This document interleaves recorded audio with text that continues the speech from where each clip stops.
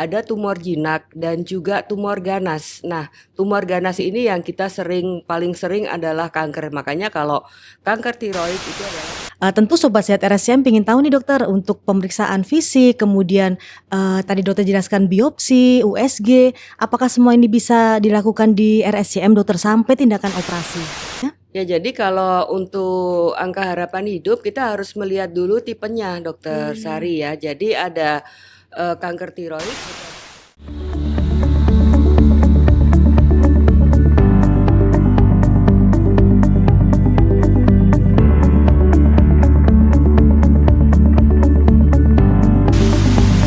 Halo Sobat Sehat RSCM, selamat datang di podcast RSCM, ruang berbagi informasi dan solusinya bersama saya, Dr. Indria, spesialis bedah.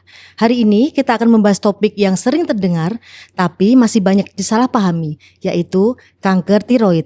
Ada sebagian orang mengira bahwa benjolan di leher itu selalu berbahaya, namun ada juga yang menganggap sepele.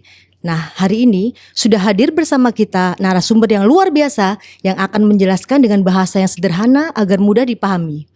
Halo, selamat pagi Dr. Diani Kartini, spesialis bedah onkologi. Terima kasih sudah hadir. Assalamualaikum dokter, apa kabar? Waalaikumsalam warahmatullahi wabarakatuh. Alhamdulillah kabar baik Dokter Sari. Baik dokter, hari ini kita akan membahas mengenai kanker tiroid dok, karena ini bulan month Thyroid Awareness. Jadi kami sangat bersyukur dan berbahagia pada pagi hari ini bisa menghadirkan narasumber yang sangat luar biasa. Dan ada beberapa pertanyaan yang akan kita diskusikan dokter. Salah satunya adalah sebenarnya apa yang dimaksud dengan kelenjar tiroid dok, dan apa fungsinya bagi tubuh kita? Baik, terima kasih pertanyaan Dokter Sari. Jadi untuk tiroid itu adalah suatu kelenjar yang lokasinya adalah di leher. Jadi dia ada dua bagian, sisi kanan dan sisi kiri. Fungsinya adalah untuk metabolisme tubuh kita. Jadi dia berpengaruh kepada jantung, kemudian fungsi-fungsi saraf. Nah, itu adalah salah satu fungsi dari kelenjar tiroid. Jadi memang cukup banyak fungsi kelenjar tiroid untuk tubuh kita. Jadi sangat penting begitu ya dok? Ya, betul sekali. Nah, salah satu kelainan tiroid yang sering kita dengar dokter itu kanker. Sebenarnya apa dokter beda antara tumor tiroid dan kanker tiroid dokter? Ya, untuk tumor itu memang masih banyak salah kaprah di masyarakat. Jadi tumor itu ada dua macam. Ada tumor jinak dan juga tumor ganas. Nah, tumor ganas ini yang kita paling sering adalah kanker. Makanya kalau kanker tiroid itu adalah tumor ganas tiroid. Jadi kalau tumor itu Tumor tidak masih selalu belum tentu, ganas masih begitu ya belum dok? tentu dia bisa jinak atau bisa ganas tergantung nanti hasil dari pemeriksaannya. Baik, kalau dari praktek sehari-hari dokter, apakah kanker tiroid ini cukup sering terjadi di Indonesia? Ya, untuk kanker tiroid berdasarkan data dari Globokan menempati urutan yang ke-10. Jadi mungkin sekitar dari 3,3% dari kanker yang ada.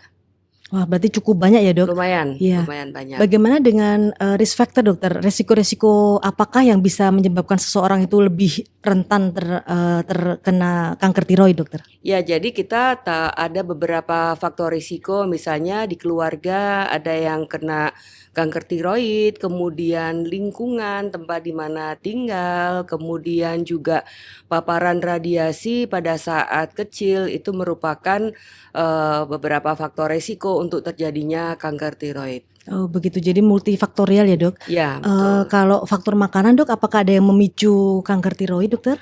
Ya sebenarnya kalau makanan yang kita anjurkan adalah pola makan sehat yang berimbang Dokter Sari ya. Baik, Jadi dokter. kita harus menjaga pola makan kita, lifestyle kita termasuk kayak alkohol, kemudian merokok itu termasuk lifestyle yang merupakan faktor pemicu terjadinya kanker tidak hanya untuk tiroid saja. Baik. Ya. Baik dokter, jadi kalau kanker tiroid itu begitu penting dan memang banyak terjadi di Indonesia, untuk masyarakat awam apa ya dokter tanda-tanda yang dini yang kita bisa ketahui kemudian supaya cepat berobat? Apakah Ya. ada tanda-tanda atau gejala khusus? Ya biasanya untuk kanker tiroid itu yang paling sering datang ke dokter dengan keluhan benjolan di leher. Jadi kita memang harus membedakan terlebih dahulu benjolan di leher itu apakah bahannya atau berasal dari tiroid atau non tiroid. Nanti dokter akan melakukan beberapa pemeriksaan untuk membedakan apakah ini tiroid atau bukan. Kemudian untuk yang lanjut bisa jadi si kanker tersebut sel-selnya itu menginfiltrasi atau mengenai saraf yang ada di untuk orang biasa mengatakan berbicara atau serak. Nah, itu bisa dalam kondisi yang lanjut bisa terjadi serak. Walaupun mungkin tumornya kecil, tapi kalau sudah ada infiltrasi ke saraf tersebut bisa menjadikan serak. Terus kemudian bisa juga kalau tumornya besar atau benjolannya besar, dia bisa menyebabkan sesak nafas. Jadi karena pertumbuhannya cepat, jadi tergencet di situ untuk saluran nafasnya dan datang seringkali ke IGD dengan sesak nafas. Jadi kecil pun berbahaya, besar juga berbahaya Ya, begitu ya, makanya Dok? kita harus benar-benar hati-hati dan perhatian terhadap mengenal leher kita sendiri itu. Iya, dokter kalau di payudara kan ada sadari ya dok Ya. untuk mengenali kita meraba payudara sendiri. Kalau di tiroid dokter mohon tips and triknya bagaimana cara masyarakat awam tuh mudah untuk mengenali wah ada benjolan cepat diperiksakan ke dokter seperti itu Ya, dok. jadi kalau tiroid itu memang tidak ada istilah seperti sadari atau pemeriksaan payudara sendiri. Tapi sebagai orang awam kita bisa melihat. Jadi kita bisa inspeksi atau melihat di depan cermin leher kita. Bisa menelan karena pada saat menelan si kelenjar tiroid tersebut akan mengikuti gerakan menelan. Kenapa seperti itu? Karena tiroid itu melekat pada kerongkongan.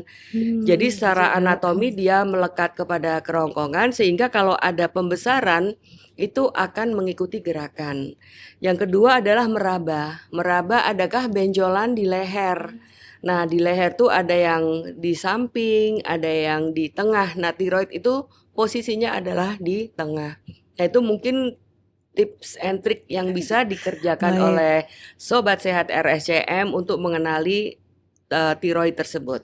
Baik, terima kasih Kalau semoga normal dia nggak teraba. tidak ada. Iya, Baik. betul. Saya langsung meraba dok, ada tidak ya begitu. Jadi Ya. sobat sehat RSCM ada tips and trick yang luar biasa dari dokter Diani yang bisa dipraktekkan dengan mudah. Ya. Kemudian dokter bila ada seseorang dengan benjolan di leher, kemudian periksa ke dokter, apa tahapan-tahapan yang perlu ada pemeriksaan khusus, pemeriksaan seperti darah atau rongsen begitu dokter? Ya. Jadi gini, kalau ada benjolan di leher, segera periksa ke dokter. Di situ dokter akan memeriksa dari A sampai Z. Jadi yang pertama tentunya dokter akan namanya menganamnesis atau tanya-tanya kepada pasien sejak kapan, bagaimana pola perkembangannya, cepat atau lambat, faktor-faktor resiko. Nah, itu akan ditanyakan dokter. Kemudian juga dokter akan melakukan pemeriksaan fisik. Jadi dokter akan melihat dan meraba. Dari situ dokter akan mendapatkan diagnosis kerjanya. Belum pasti nih dokter Sari. Jadi perlu pemeriksaan lanjutan. Pemeriksaan lanjutannya bisa USG leher, bisa CT scan leher, dan tentunya ada satu pemeriksaan namanya biopsi. Biopsi itu mengambil sampel dari tiroid tersebut untuk diperiksa di laboratorium. Oh baik, jadi ada beberapa tahapan Iya, penting begitu ya dok, dan harus betul. dilalui semuanya begitu Iya, dokter. jadi sebelum tindakan kita harus melalui tahap-tahap tersebut. Baik, baik dokter. Jadi sobat sehat RSCM kita sudah mendengar untuk beberapa tips bagaimana cara deteksi dini, Betul. kemudian apa yang harus dilakukan saat ada benjolan, pemeriksaan apa yang bisa dilakukan, dan ini dokter ada beberapa mitos dan fakta yang berkembang di masyarakat. Nah kita diskusikan dengan dokter. Salah satunya adalah bila kita menemui benjolan di leher itu sudah pasti kanker tiroid. Apakah benar dok? Belum tentu. Baik. Ya. Jadi mitos ya dok? Mitos, Mitos, betul. baik. Kemudian yang kedua, setelah operasi tiroid, pasien itu tidak bisa hidup normal dok. Jadi ada beberapa ketakutan seperti itu. Mitos. Mitos ya dok. Ya. Jadi setelah operasi bagaimana dok? Nah, Kehidupan setelah seseorang. operasi, kehidupan seseorang tergantung apa operasinya dokter Sari ya. begitu. Jadi operasinya apakah diangkat kedua tiroidnya, bagian tiroid atau salah satu. Nah, tetapi keduanya bisa memberikan kualitas hidup yang bagus. Begitu ya dok. Ya, Jadi jangan khawatir kalau misalkan ada benjolan, segera periksakan begitu ya dok, ya, karena belum betul. tentu juga Suatu suatu kanker. kanker. Betul. Baik. Kemudian selanjutnya kanker tiroid ini jika dideteksi atau ditemukan sejak dini bisa sembuh. Apakah mitos atau fakta dokter? Fakta. Alhamdulillah fakta ya dok. Ya. Tapi ya melalui pemeriksaan, Betul. diskusi begitu. Baik. Dokter, untuk penanganan kanker tiroid secara umum sebenarnya bagaimana jika seseorang hidup dengan didiagnosa dengan kanker tiroid, penanganannya secara umum seperti apa dokter? Baik, jadi kalau terdiagnosis dari kanker tiroid, kita harus membedakan terlebih dahulu apakah ini termasuk risiko tinggi atau risiko rendah. Dan kemudian juga harus melihat dulu apakah benjolannya ada di dua sisi atau di satu sisi. Jadi kita mengenal beberapa operasi untuk tiroid. Satu namanya lobektomi atau ismolobektomi. Jadi itu hanya sebagian yang diambil dari tiroidnya.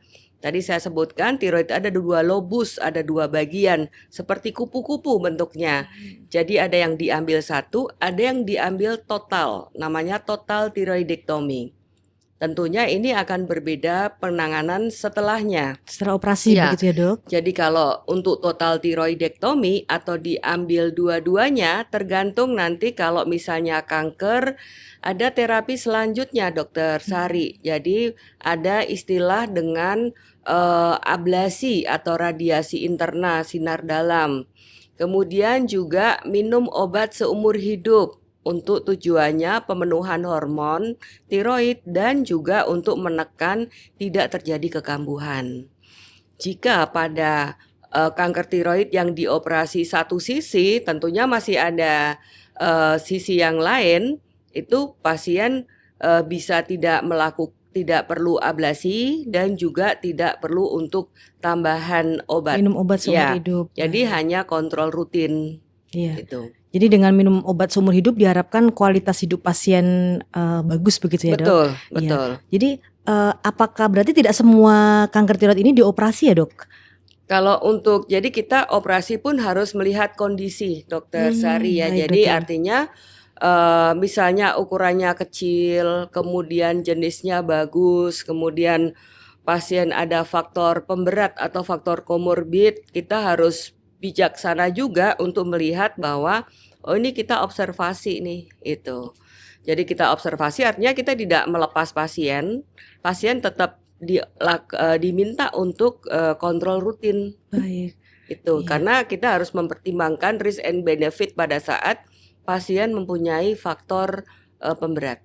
Faktor pemberat atau komorbid ini Ya. bisa apa dok? Biasanya Misalnya yang banyak jantung sakit dan jantung sebagainya. begitu Iya, dokter. betul.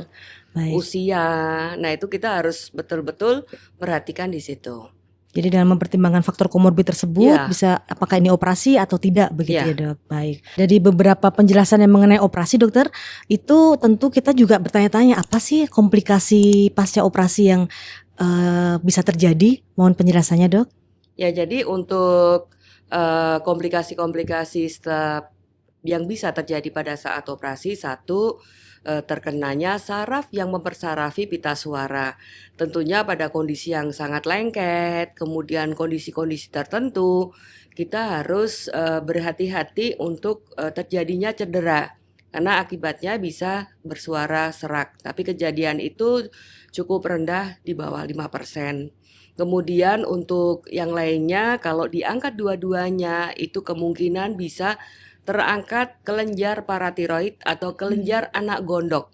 Jadi kita selain mengenal kelenjar gondok, ada kelenjar anak gondok yang posisinya di belakang kelenjar tiroid. Nah, kenapa bisa terangkat? Karena bentuknya seperti lemak. Jadi kita kadang salah nih, dikira ini lemak, kemudian ternyata ini kelenjar anak gondok. Jadi pengenalannya cukup penting. Selain itu bisa terangkat juga karena posisi lengket-lengket atau ada infeksi, kemudian keganasan. Nah, itu bisa terangkat. Terangkat juga. Jadi Iya, ibu dan anak ya dok. Tiroid ini adalah ibunya. iya. Kemudian Ini ada anak anak gondok gondok. itu Iya, paratiroid. Sama-sama iya. penting begitu ya dokter. Betul, Baik. betul. Tentu Sobat Sehat RSCM ingin tahu nih dokter, untuk pemeriksaan fisik, kemudian tadi dokter jelaskan biopsi, USG, apakah semua ini bisa dilakukan di RSCM dokter sampai tindakan operasi? Ya, jadi Sobat Sehat RSCM untuk penata laksanaan kanker tiroid semuanya bisa dikerjakan di RSCM. Wah, luar Dari biasa. awal sampai tuntas lah, itu bisa Iya. dikerjakan di RSCM. Jadi seperti one stop service ya dok, mulai awal sampai selesai Sampai bisa selesai ditangani bisa di di RSCM. RSCM. Baik, luar biasa. Kemudian bagaimana angka harapan hidup dokter pada pasien-pasien dengan kanker tiroid yang pasca operasi, misalkan dengan yang diambil semua ya dok ya, Ya. seperti kupu-kupu diambil semua, angka harapan hidupnya apakah cukup tinggi dokter di Indonesia? Ya, jadi kalau untuk angka harapan hidup kita harus melihat dulu tipenya, Dokter Sari ya. Jadi ada kanker tiroid berdasarkan laboratorium atau pemeriksaan patologi anatomi itu ada yang sifatnya baik, ada yang sifatnya tidak baik. Jadi yang well differentiated dan yang anaplastik, undifferentiated tentunya angka harapan hidupnya tidak bagus. Nah, kalau yang well differentiated ini kebetulan ya memang yang paling banyak ditemukan. Nah, itu memberikan angka harapan hidup yang cukup baik. Baik, jadi ada tipe-tipe tertentu ya Ya, dok setelah jadi ada pemeriksaan. tipe-tipenya. Betul, untuk nanti berdasarkan hasil patologi anatomi. Oh, baik, itu didapatkan setelah operasi. Apakah lama dokter menunggu hasil patologi anatomi tersebut?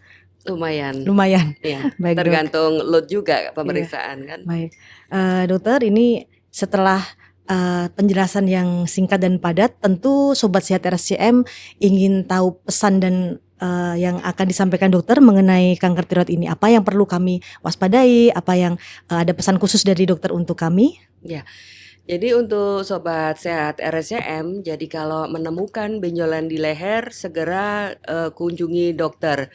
Di situ dokter akan melihat apakah benjolan tersebut dari tiroid atau bukan.